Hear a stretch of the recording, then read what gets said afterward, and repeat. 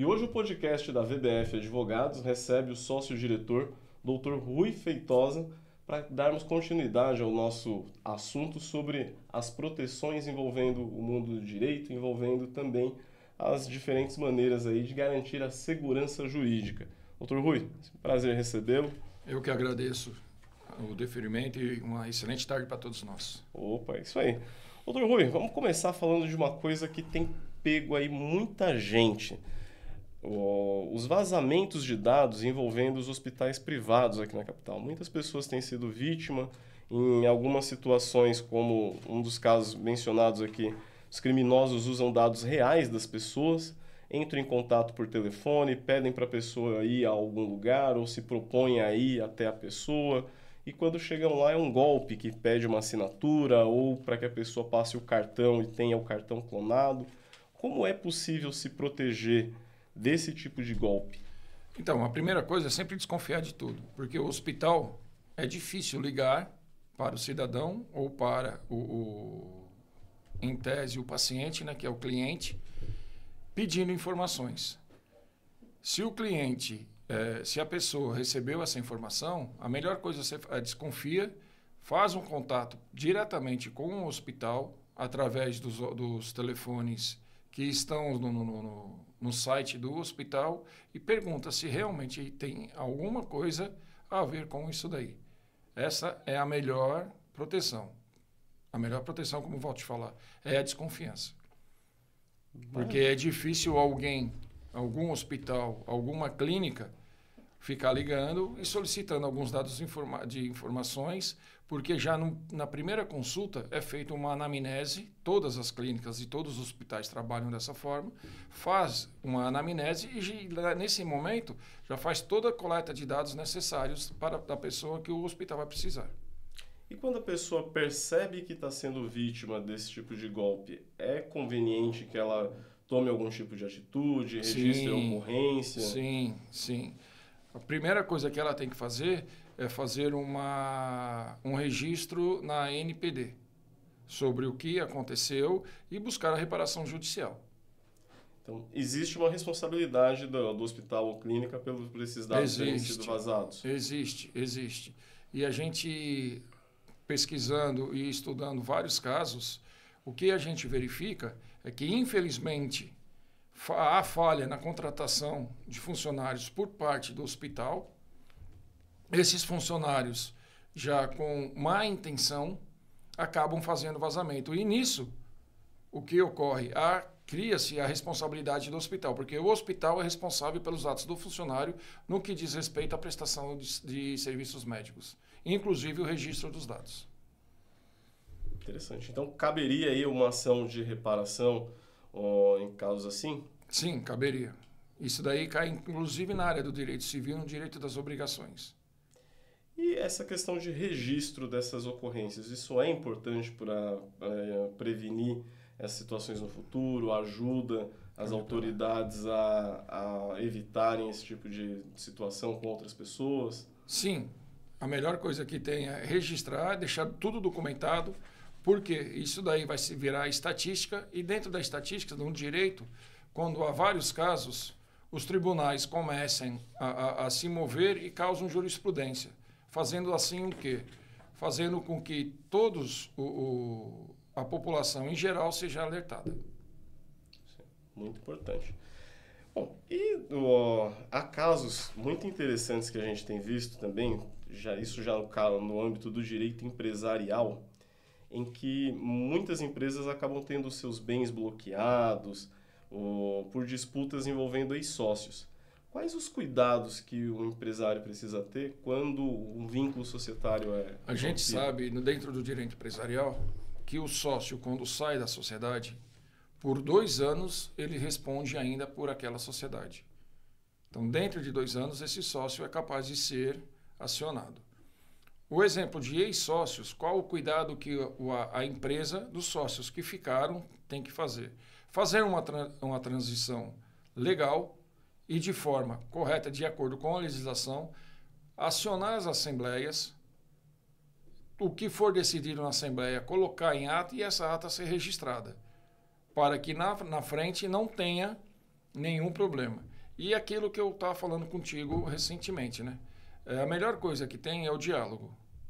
O pessoal saiu, não está contente, ó, a situação é essa, nós nos reunimos e achamos por bem comprar a sua parte da sociedade ou você deve deixar a sociedade, está aqui a sua parte, foi feito o cálculo, tudo bonitinho e encerrar, volto a falar, de uma forma que diz a legislação, que toda saída de sócio no contrato social tem que ser feita através de uma assembleia. E essa assembleia extraordinária tem que ser acionada anteriormente através de um edital de convocação.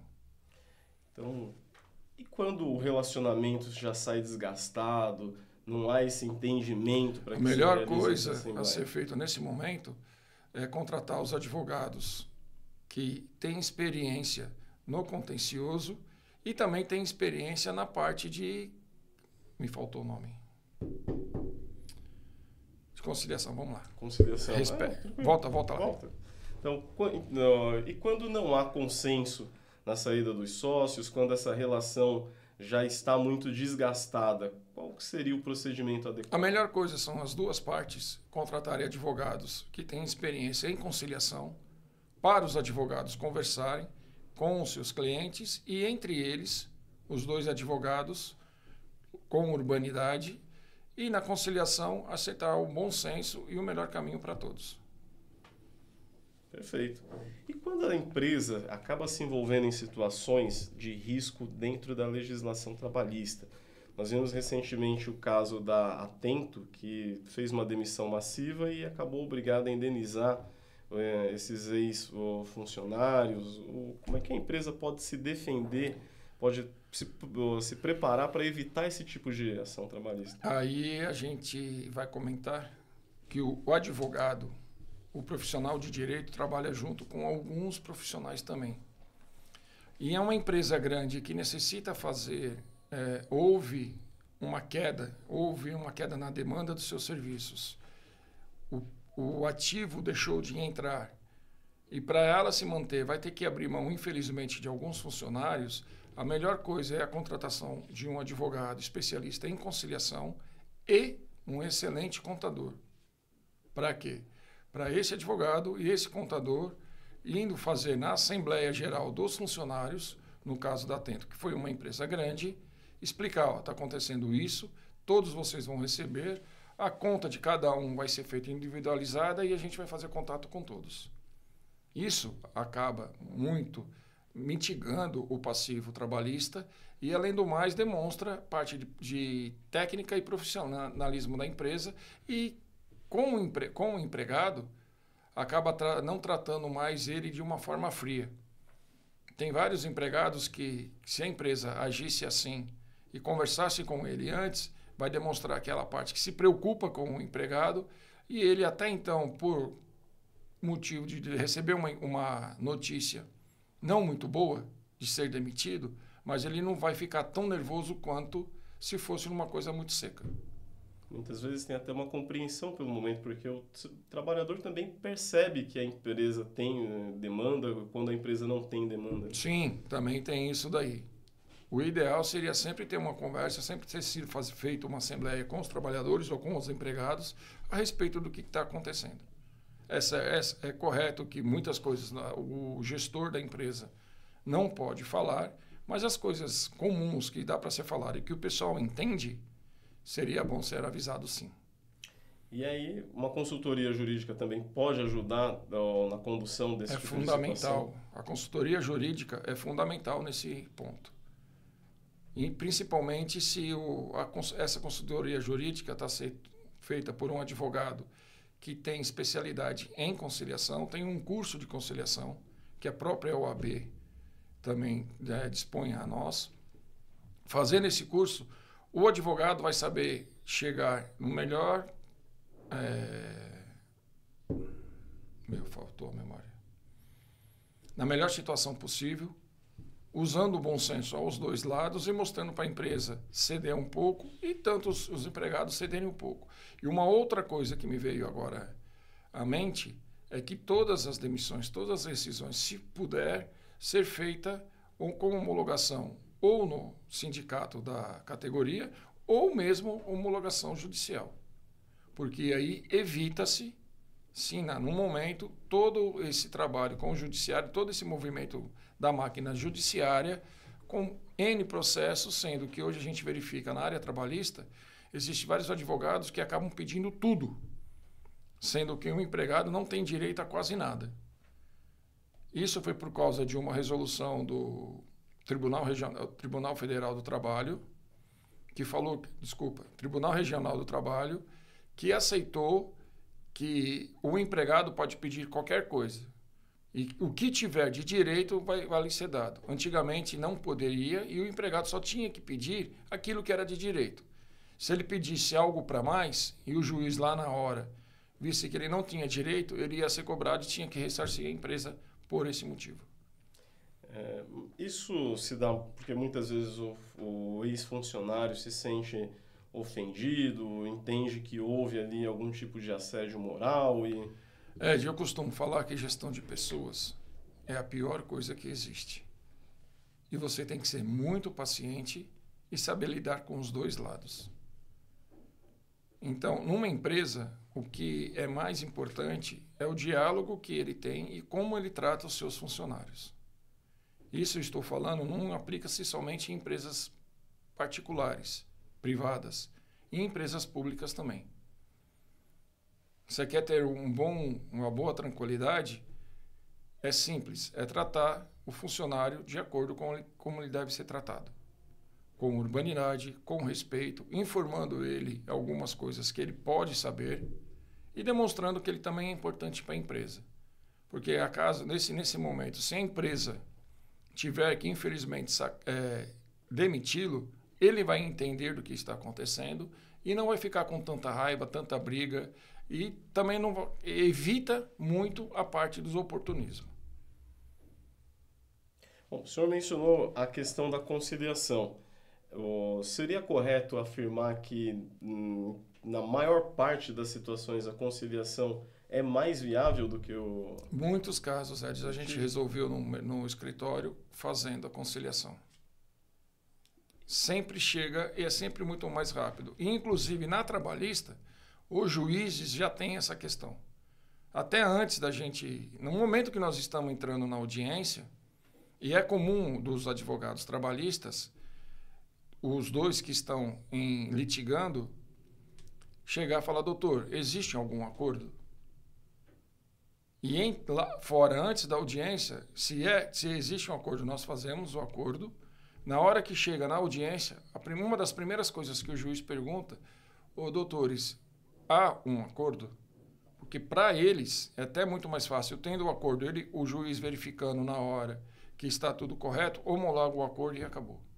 Então, a parte de conciliação na área trabalhista é excepcional, é essencial. E é necessário rigor técnico para fazer essa conciliação de forma adequada. Sim, sempre com rigor técnico. Por isso que o próprio juiz verifica se há conciliação, se houve esse acordo, e ele verifica dentro das leis e homologa essa conciliação. Nenhum acordo que é feito fora, antes do tribunal, antes da audiência, para ter validade, ele tem que ser homologado.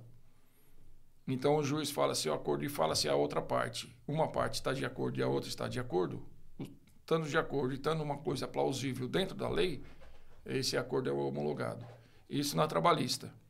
Na civil, a gente tem alguns casos de inventário, em que a gente verificou que os inventários poderiam ser protelados por causa de rusgas entre os familiares, entre os herdeiros que ficaram. Chegamos, sentamos, fizemos reunião com todos, explicamos, a situação é essa, os bens que foram deixados foram esse. A mãe de vocês ou o pai de vocês, que existem casos em que, infelizmente, faleceu primeiro a esposa, e existem outros casos que, infelizmente, faleceu o marido.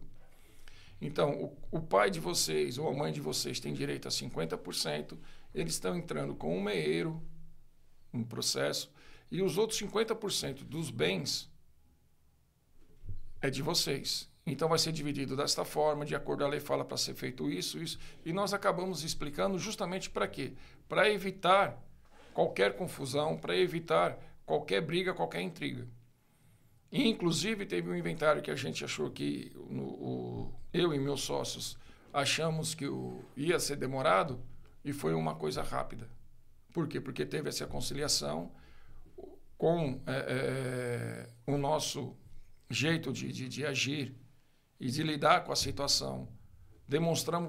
Passamos para eles confianças e os herdeiros, com essa confiança que foi transmitida, acataram, aceitaram tudo e foi finalizado.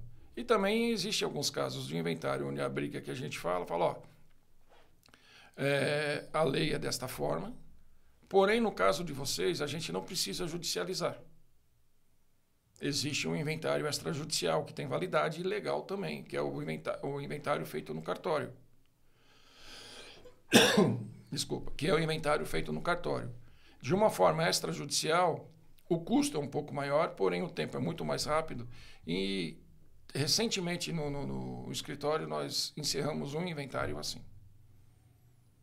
Legal. Agora, infelizmente as famílias não se preparam muito para esse momento, né? Não. O brasileiro não tem o costume de se preparar para a sucessão. O que mais ocorre, que a gente verifica nas famílias, as famílias são pegas, algumas pegas de surpresa, outras nem tanto, porque um ente que faleceu ou está acamado, ou está doente, ou tem alguma moléstia, e eles, mesmo assim, eles não se preparam. Com o falecimento deles, agora faleceu, e agora? Mas ele deixou bem A, o B e o C. O que a gente faz com isso? Vamos procurar o advogado para fazer um inventário. Eu acredito que o brasileiro tem que ter uma cultura de se preparar para a sucessão.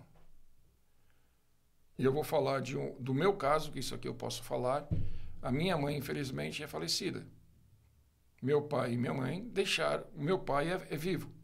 Só que houve bens a ser inventariado. Como eu falei, conciliação. Conversei com meu irmão, conversei com minha irmã. Fizemos o inventário via cartório. Tudo bonitinho, tudo rapidinho. E aproveitamos ainda, como meu pai já é um senhor de 80 anos, ele tem ainda a cultura antiga de não se preparar para esse evento. E conversamos com ele, eu e meu irmão, conversamos com ele e falamos, pai, é melhor já fazer isso, a gente gasta um pouco mais. Porém, quando o senhor faltar, a gente não precisa fazer um inventário. O que nós aproveitamos e fizemos um inventário da minha mãe? Ele fez a doação da parte dele para nós, e ele é o usufrutuário. É o famoso inventário com usos e frutos. É uma coisa que, quando os clientes vêm ao escritório, eu falo para eles fazerem isso. A grande maioria, com os argumentos legais que a gente utiliza no escritório, a grande maioria, se falar de 100%, acaba aderindo. É um gasto maior, porém, já estão preparados para outra sucessão, que não vai ter a gasto. Muito dessa questão do direito. Desculpa interromper, doutor, mas para quem não entende bem os termos do direito, para quem nunca mexeu com isso, como que seria, então, essa questão do inventário com usufruto e como é que isso pode ser feito? E o mais importante, como é que a orientação profissional pode garantir o sucesso nesse Então, o inventário com usos e frutos é o seguinte. O meeiro ou a meeira que já tem 50% do bem, ele está doando a parte dele para os herdeiros. Com 3 cláusulas no contrato. Ou num inventário, um inventário tanto judicial quanto extrajudicial. Da minha mãe, como eu falei, a gente fez em cartório e fez usos e frutos e foi homologado. Não há problema nenhum. Pagamos o ITCMD, que é o imposto de transição de causa-mortes e doação. Entendeu? E aí o que ocorre? O meu pai é o proprietário, só que eu, meu irmão e minha irmã, nós temos a nupropriedade. Um exemplo, um casal faleceu, ou o marido ou a esposa do casal, e esse casal tem 2 filhos. Eles têm, com o decorrer da vida, eles adquiriram 3 imóveis. Os filhos casaram, tudo, o casal ficou idoso, o marido faleceu. Então ficou a viúva, para administrar até então não tinha a sucessão, porque os 3 imóveis eram o nome do casal. É feito um inventário. A viúva doa a propriedade dela, o direito de propriedade dela, para os 2 filhos. Porém, como as 2 casas ou as 3 casas são alugadas, os usos e frutos o que é? O aluguel não vai para os filhos, vai para a mãe, que é dela. Metade do aluguel é da mãe. Vai para ela se manter, essas coisas.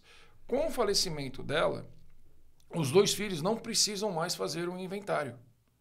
Simplesmente com o de óbito da mãe, eles vão até o cartório de registro de imóveis, que está registrada na matrícula o uso e fruto, informam: a minha mãe faleceu, agora a gente quer fazer a pré-notação na matrícula de que essas 3 casas são propriedade minha e do meu irmão. É desse jeito que funcionam os usos e frutos. De um termo leigo para o pessoal que não entende acabar sabendo como que é. E a orientação de profissional é extremamente importante também para que isso se dê corretamente. Sim, sim, sempre. A gente tem que instruir de uma forma profissional e de uma forma ética. Nós, advogados, estamos sobre a égide do Estatuto de Ética da OAB e nós temos que ser éticos com isso e informar ao cliente as possibilidades que ele tem.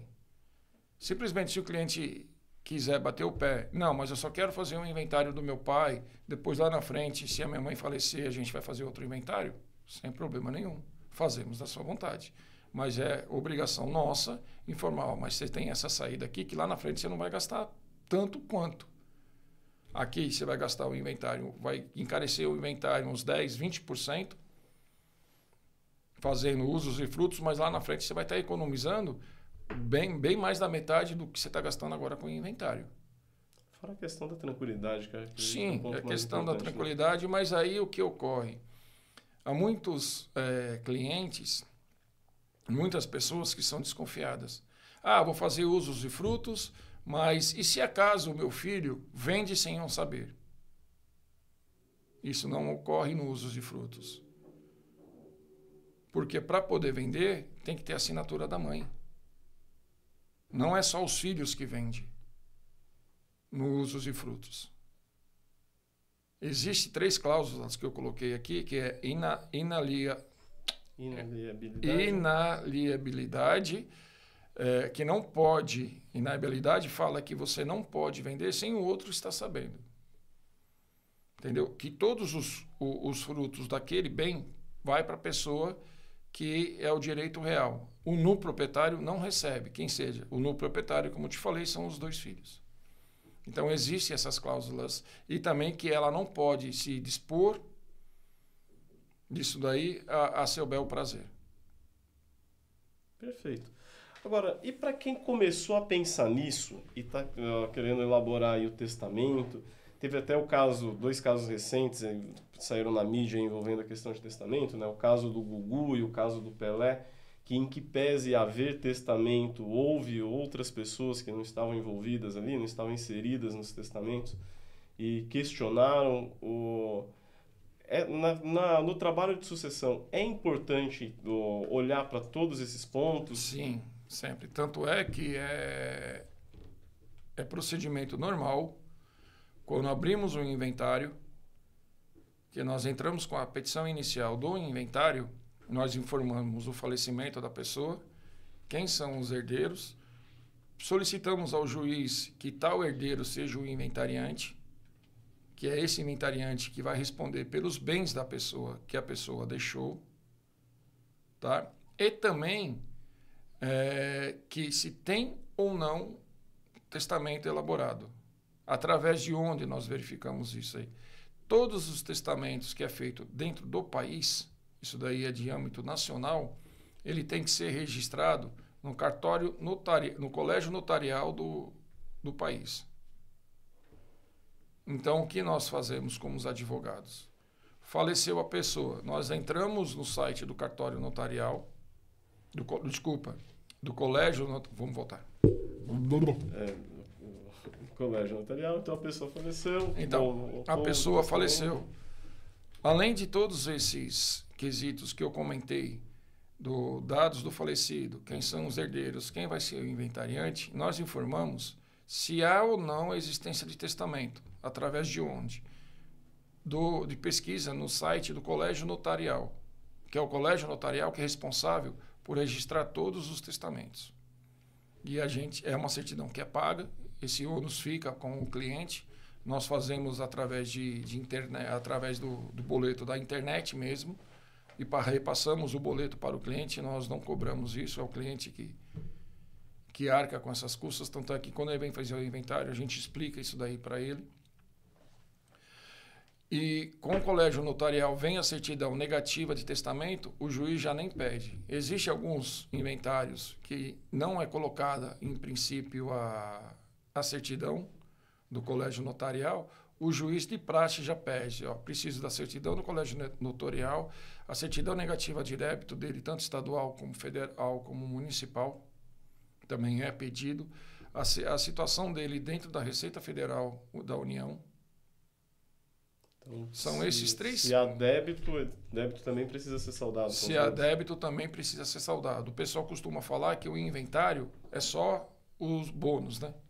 Mas não. Se há dívida, inclusive dívida trabalhistas, que essas não caducam, como falando no linguajar mais popular, essas dívidas trabalhistas, nesse momento do inventário, na hora que quem deve, vamos supor, um dos herdeiros tem uma dívida trabalhista, parte dessa herança, assim que ele receber, vai ser pago para a dívida trabalhista. Por isso que é solicitado também se há débitos trabalhistas. Muito interessante. Bom, e muitas vezes, até em função dessas questões tributárias, a gente enfrenta algumas questões ligadas a bloqueio de bens.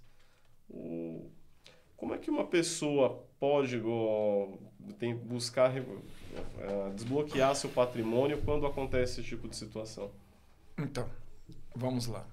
Eu tenho um caso ao contrário no escritório. Foi um caso de uma dissolução de casamento, um divórcio.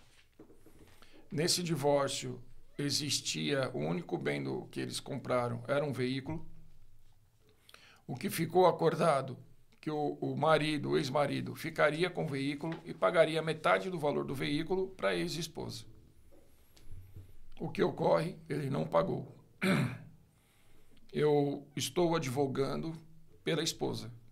A ex-esposa me procurou, falou, doutor, fez o inventário, beleza, estou divorciado. Desculpa.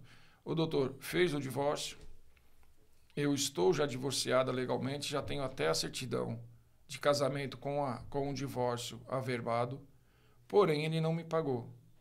O que nós fizemos no escritório? Entramos com uma execução. Um processo de execução, cobrando dele esse valor. Ele foi citado, ele não apresentou a contestação, não procurou advogado, nada, e foi legalmente citado, e eu pedi a penhora desse bem. Inclusive, o juiz, pelo sistema que ele tem um sistema chamado La Renajude, que é o que diz, que cuida dos veículos. Existe um pedido que nós colocamos lá que é proibição de circulação. E pedimos para o juiz. O juiz colocou a proibição de circulação. Recentemente nós fomos informados que ele estava transitando com um veículo. Foi abordado pela Polícia Militar. A Polícia Militar, ao consultar os dados do veículo, viu que ele estava com uma restrição de circulação. Encaminhou o veículo para o pátio de apreensão. A minha cliente foi lá, penhorou o veículo, fomos com o oficial de justiça, informamos ao administrador do pátio o número do processo, toda a documentação, foi liberado para ela o carro. O oficial de justiça, na hora, lavou um termo de avaliação e entrega para a minha cliente, e minha cliente colocou o carro para vender. Nisso que ela vendeu o carro, ela pegou o valor que lhe devia e depositou nós depositamos o valor restante em processo, em juízo, para que ele venha e retire esse valor que lhe diz respeito. Então, como falei, eu peguei um caso ao contrário. Agora, se é esse caso que você fez da pergunta a respeito de você tem um bem que foi bloqueado, que foi penhorado, ou que sofreu arresto, A primeira coisa que nós perguntamos quando chega lá no escritório, qual é o processo que você tem algum tipo de processo a esse respeito para ter penhorado? O que é muito comum é bloqueio de conta de valor em conta corrente. Aí nós sempre perguntamos, porque juiz nenhum vai bloquear o valor de conta corrente ou vai penhorar algum bem seu se você não estiver respondendo a algum processo. E 100% todos estão respondendo. Aí entra a parte do advogado conciliador. Muito interessante. Aí nisso daí que entra a parte... Desculpa, deixa eu cortar. Nisso que entra a parte do advogado conciliador, o que nós fazemos? Fazemos contato. Entramos no processo, após ele nos contratar, entramos no processo, fazemos contato com o advogado que está atuando no processo. O escritório, nós nunca fazemos contato com a outra parte, porque, como falei, nós estamos sob a égide do Estatuto da Ordem e isso nós não podemos fazer. Nós podemos fazer contato com a parte do outro profissional ou outro advogado que está no processo. Fazemos contato com ele. Doutor, aconteceu isso. O meu cliente está aqui no meu escritório. Eu tenho a procuração dele. Eu estou legalmente habilitado para falar em nome dele. Foi penhorado algum bem dele, foi penhorado um valor da conta dele. O que nós podemos resolver? Como nós podemos chegar num denominador comum? O meu cliente quer pagar. O acordo que o meu cliente propõe é tal. O seu cliente aceita? E geralmente, como a outra parte, o advogado também quer encerrar logo e quer fazer uma conciliação e quer uma coisa plausível, a gente sempre acaba se conciliando e resolvendo isso daí. E, posteriormente, se for o caso, desbloqueia-se o bem que estava bloqueado ou devolve-se o valor que foi bloqueado também. Através do acordo feito, isso, lógico, o acordo feito e homologado dentro do processo, sempre com a homologação do juiz. E existem alguns casos que têm menor, ou alguns casos que o Ministério Público tem que atuar, o juiz, antes de homologar, pede opinião do Ministério Público se o Ministério Público está de acordo ou não. Bom, casos envolvendo divórcio sempre são complexos, porque quando uma relação termina, normalmente há muita mágoa envolvida. E nós vimos recentemente o caso da Luana Piovani e do Scooby, que tiveram aí a separação e entraram numa briga até internacional pela guarda dos filhos. Como é que um casal deve proceder quando chega ao fim, o relacionamento? Então, disso é uma coisa muito sensível de se lidar. É o que você falou. Quando há separação, há muita mágoa envolvida, tanto da parte do marido quanto da parte da esposa. Os dois ex acabam se digladiando. E pela experiência que a gente tem, se há filhos, quem acaba pagando, quem acaba sofrendo com toda essa briga dos dois, são os filhos. É muito sensível e a gente tem que saber lidar com essa situação e explicar para o cliente que está nos procurando, o seu direito é esse, assim. A gente vai entrar no processo. A guarda, geralmente, como é guarda de criança, que é de 0 a 12 anos, pelo ECA é considerado criança, a guarda de criança é guarda unilateral. Ou geralmente fica com a mãe ou fica com o pai. Crianças maiores, os filhos maiores dessa idade, já está solidificado dentro do tribunal. É guarda compartilhada. Tanto a mãe quanto o pai são responsáveis pela criação do filho. Tá? E aí a gente entra no regime de visitação. Mas meu filho vai ficar 15 dias comigo, outro 15 dias comigo. Muita gente entende que esse regime de visitação vem ser a guarda... como que... Me fugiu agora o nome. não é a guarda mista. Mas aí vem o regime de visitação. 15 dias com um, 15 dias com outro. Dependendo da idade dos filhos, isso daí é plausível ser feito. Mas, geralmente, o que ocorre é fim de semana com a mãe, outro fim de semana com o pai. Tirando isso, vai conviver com quem? Com a mãe ou com o pai? Geralmente, convive-se com o pai. Geralmente se convive com a mãe. O pai deve os alimentos. Aí entra a questão pecuniária. Existem 2 tipos de alimentos. Os alimentos de forma pecuniária, que eu falei, e os alimentos in natura, que é em espécie. O que seria isso? Desculpa interromper, doutor. Seria a guarda compartilhada, uma modalidade, e a guarda alternada, a outra. Isso, desculpa, a guarda alternada. Quer voltar para a gente reconstruir esse trecho? Vamos lá. Eu pesquisei aqui, também não sabia. Guarda, me faltou o nome. Não, então vamos técnicos, lá. Às vezes fazem mesmo. Onde que eu estava, essa parte? Quando são crianças de 0 a 12 anos... Sim, de 0 a guarda pode ser... a guarda é unilateral. É unilateral. Então, e aí, adolescentes de 12 a 17 anos pode ser guarda alternada ou compartilhada. O que ocorre? E muita gente... É o regime de visitação que eu estava falando. Aí, no regime de visitação, existem alguns casos que o juiz determina 15 dias com a mãe e 15 dias com o pai. E tem muita gente que confunde isso daí como guarda alternada. E não é. A guarda a gente fala sobre a responsabilidade dos pais. Um exemplo. Um casal que se separou tem um filho que é a guarda compartilhada.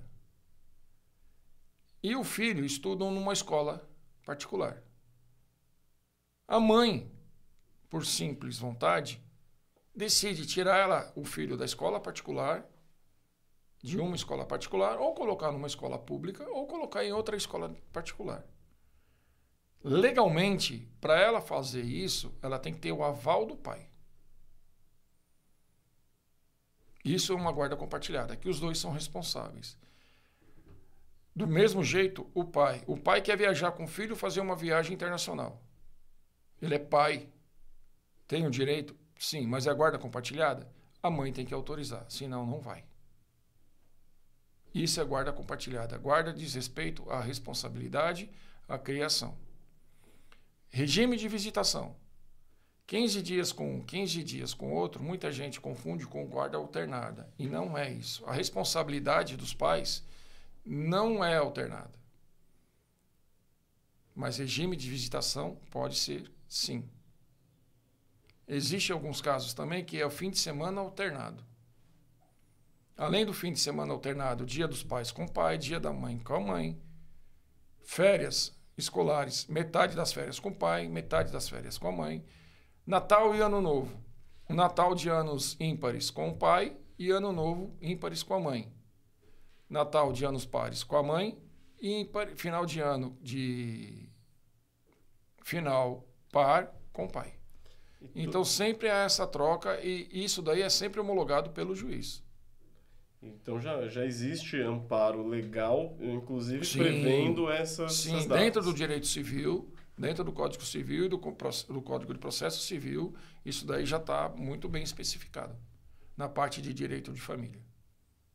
Agora, e quando o casal resolveu se separar, mas até pela questão financeira, que nós sabemos que está fácil para ninguém, existe um certo acordo na separação e eles procuram um único advogado. Isso é possível? Sim, qual que é a orientação?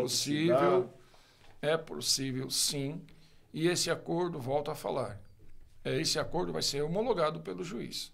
Isto é normal. Aceita-se a separação. Tem filhos envolvidos?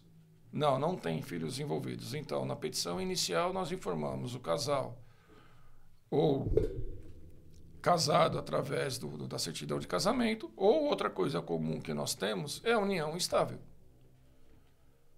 Só que são duas ações diferentes que nós entramos, com o mesmo escopo, com a mesma finalidade. Uma ação de divórcio. A ação de divórcio qual que é? é a ação de quando a pessoa é casada no cartório. Existe a certidão de casamento. Outra ação que nós entramos é a ação de reconhecimento e dissolução de união estável. Isso é para quem não casou em cartório, conviveu maritalmente há mais de 3 meses com a pessoa e resolveram se separar. Só muda o nome das ações, mas o escopo final da ação é o mesmo. E aí nós informamos que o casal, durante o matrimônio, adquiriram tais bens, e entre eles se acordaram disso. Outra coisa que nós colocamos também no acordo é se a esposa, se for casada no cartório que mudou o nome, quer ou não manter o nome do marido, nós devemos colocar isso, e isso é uma curiosidade que muita gente não sabe. Mesmo se o esposo não quer que ela mantenha o nome, isso aí só diz respeito a ela. Quem decide se vai manter o nome ou não é ela. Mesmo a contragosto do esposo, do ex-esposo. Tá? E aí nós fazemos esse acordo, colocamos junto do processo, esse processo vai para a mão do juiz e o juiz homologa ou não. Mas no caso, já adiantando, acho que você vai perguntar sobre se há filhos. No caso de filhos, há feito o acordo também? Também nós fazemos acordo e é legalmente possível isso. Como eu falei, está dentro do direito de família. Porém, nesse caso, entra uma outra pessoa dentro do processo, que é o Ministério Público. Que o Ministério Público, quando há menores envolvidos, ele tem que verificar se está de acordo com a legislação, se o que está sendo proposto no acordo é plausível e está em conformidade. Muito interessante. Eu não sabia dessa questão da manutenção do nome. Sim. Bem curioso. Vamos ver. Bom, um outro tipo de coisa sobre o qual nós acabamos não falando com o Dr. Vladimir e com o Dr. Bianchi foi referente às ações de despejo. E nós tivemos, inclusive, um caso bem famoso aí, recentemente, né? Que é um dos casos de ação por inadimplência de imóvel. A gente vê muito isso. Então, em que situações pode ou não pode haver despejo? Como é que alguém que está sendo ameaçado de despejo pode procurar se proteger? Ou como é que o proprietário de um imóvel pode tentar se proteger da inadimplência mediante as questões envolvendo despejo? Volto a falar. Isso aí vai tudo através da conciliação. Eu não atuo muito nessa área de despejo. O Dr. Vladimir é mais experiente nessa área. Tá? Mas até onde a gente sabe, na área do direito imobiliário, o despejo não existe somente pela falta de pagamento. Um exemplo, o atraso do aluguel, existe alguns juízes que entendem que tem que ser despejada a pessoa. Não dá para brincar de seu Madruga. Não dá para brincar de seu Madruga. Não dá. Geralmente, o que a gente sabe sobre ação de despejo, os 3 aluguéis atrasados, independente, não precisa ser só os 3 últimos. Vamos supor, eu não paguei o aluguel de janeiro, mas o de maio eu pago. De fevereiro, março, paguei. O de abril, não. E depois eu só não vou deixar de pagar o de dezembro. Juntou janeiro, abril e dezembro. Já é o suficiente para o proprietário solicitar a ação de despejo.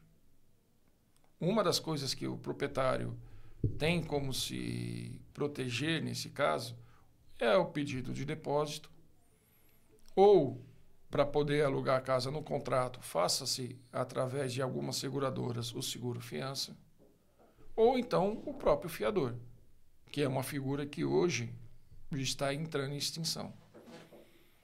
Muitos estão através de depósito e de seguro-fiança. Houve um inadimplemento da obrigação de pagar o aluguel. Primeiro mês, tenta entrar em contato. Veja o que está acontecendo. Poxa, apertou aconteceu isso, aconteceu aquilo, eu tive um imprevisto, a minha esposa ficou doente, eu tive que gastar mais com remédio. Conversa. E o proprietário vai sentir também quem que é o seu inquilino. Geralmente, se procura, o que a gente vê, né, no dia a dia, é que os proprietários de imóveis que têm inquilino procuram ter criar um vínculo de amizade com o inquilino para poder resolver algumas coisas sem entrar para demanda judicial. Mas uma vez que entrou em demanda judicial e o juiz determinou o despejo, eu vou te falar, Ed, não tem como evitar. Ah, mas eu tenho um filho pequeno. Só tem até onde eu sei. Volto a te falar, eu não sou especialista nessa área.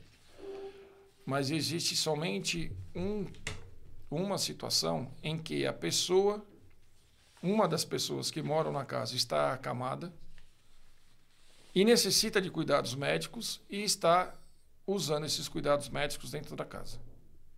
E a pessoa que está sendo despejada, ou quem fez o contrato, o responsável pelo contrato, que está sendo despejado, informar, eu não tenho condições de alugar outra casa agora, não tem condições de remover esse ente ou este parente para outro lugar a não ser aqui.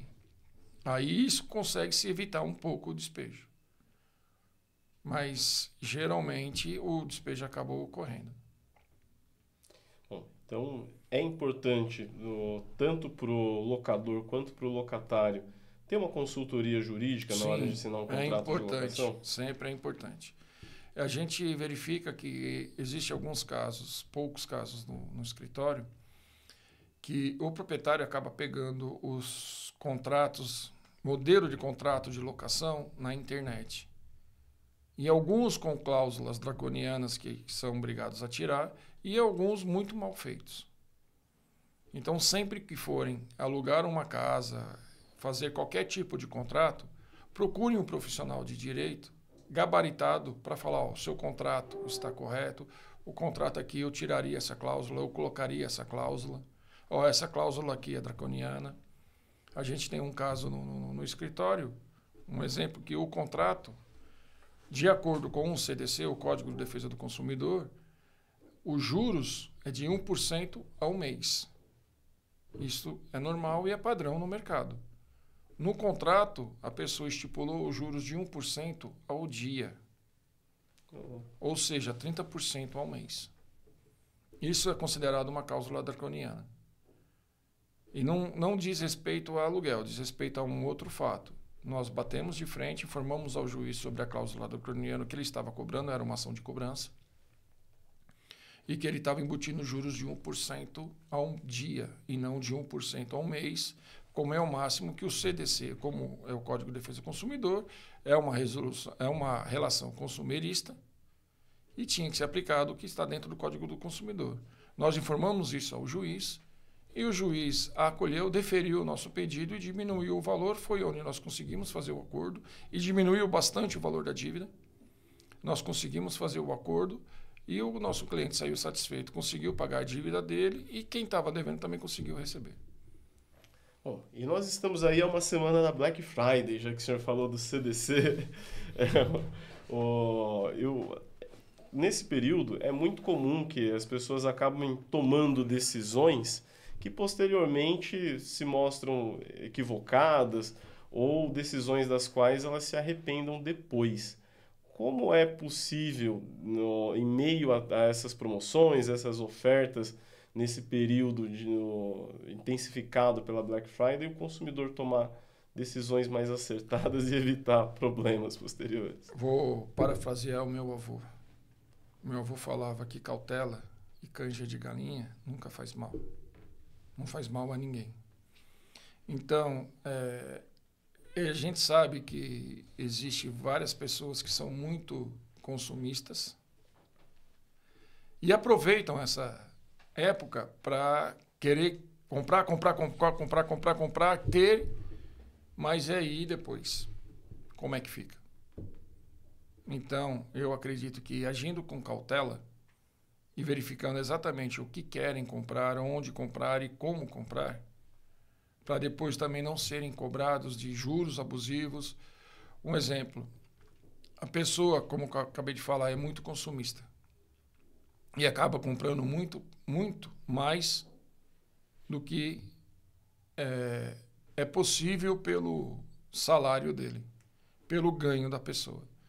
Ah, mas eu vou fazer um empréstimo, vou fazer um carnê aqui, outro carnê ali, outro carnê cá, outro carnê aqui. Beleza, só que é o seguinte, as empresas estão muito bem aparelhadas e com excelentes profissionais na área de direito, especialistas em cobranças. Só que eles esquecem do quê? Das letras miúdas nos contratos. Então, vai fazer um empréstimo, um financiamento para comprar uma TV, para comprar um jogo de sala, para comprar um jogo de quarto. Leia direitinho como está sendo parcelado. Pega o contrato na hora de ver, leia todo o contrato. É isso que a gente orienta a fazer. E verifique se as cláusulas, os juros, não é o juros abusivo, como eu acabei de falar recentemente há poucos instantes, sobre o de 1% ao mês e no contrato estava de 1% ao dia. Verifica qual que é o índice que vai fazer os juros, se é o IPCA, qual é a correção, se é a correção monetária pela poupança, se é pela Selic. Verifiquem tudo isso antes de fechar o contrato. É essa a orientação que a gente dá. E, de novo, sempre na dúvida procurar algum profissional. Sempre na dúvida, procure. Está na dúvida, procure um profissional. Todo mundo. É difícil achar alguém que não tenha algum conhecido que é advogado ou que esteja estudando direito, ou alguém da família que já estudou direito. Todo mundo tem alguém especializado. E hoje, infelizmente, a gente está brigando um pouco contra isso, o site GPT, que tem muita gente que está usando a inteligência artificial e se consultando. Eu vou deixar aqui claro, a tecnologia veio para nos ajudar? Veio para nos ajudar. Mas tomem cuidado, porque muitas das pesquisas do chat GPT, ele inventa jurisprudência, inventa artigo, e a pessoa que é leiga no assunto acha que aquilo lá é verdade e acaba dando com os murros da água.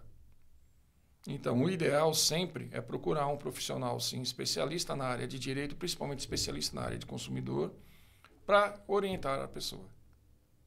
Bom, nós estamos aí nos nossos minutos finais. Tem algo que nós não tenhamos falado que o senhor entende que é importante, que nós deveríamos tocar no assunto? Assunto importante eu não acho que tenha, mas eu sei que o que eu vou deixar de aviso é que todos, quando tenham alguma lide, alguma dúvida sobre o que fazer de questões jurídicas, procure sempre algum profissional gabaritado. Não precisa ser a VBF, mas procure a orientação de um profissional. Ou busquem e estudem sobre o que está querendo fazer, para poder fazer sabendo o que está fazendo e desse jeito evitar o golpe. E uma outra coisa que a gente costuma falar, o meu avô também costumava falar, quem é a pessoa que cai sempre no conto do vigário? Boa pergunta. Boa, né? É sempre aquela pessoa que quer se dar melhor do que a outra. É aquela pessoa gananciosa, que acaba caindo no conto do vigário. Então, pouco menos de ganância. Ainda sobre essa questão, é interessante, porque às vezes as pessoas pensam que o advogado é para ser consultado só quando o oficial de justiça bate na porta. Não. Consultar o advogado antes pode evitar muita dor de cabeça? Evita muito. A orientação de um excelente advogado. O excelente advogado que eu falo é um advogado ético. E aquele advogado, como eu falei antes, que cumpre o que está no Estatuto da Ordem da OAB.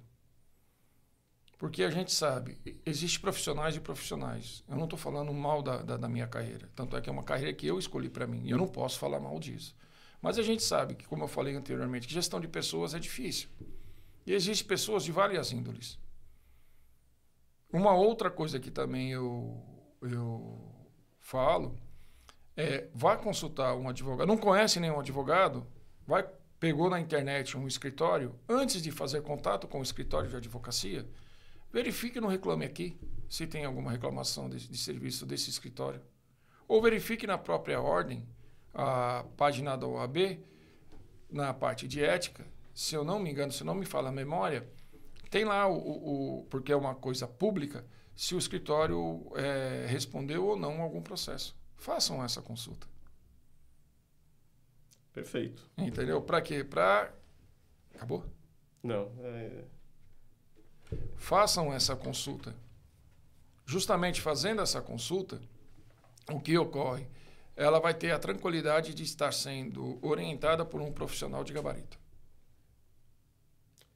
Então, o conselho é consulte um advogado, mas saiba qual advogado está consultando. Consulte um advogado, mas saiba qual advogado está consultando.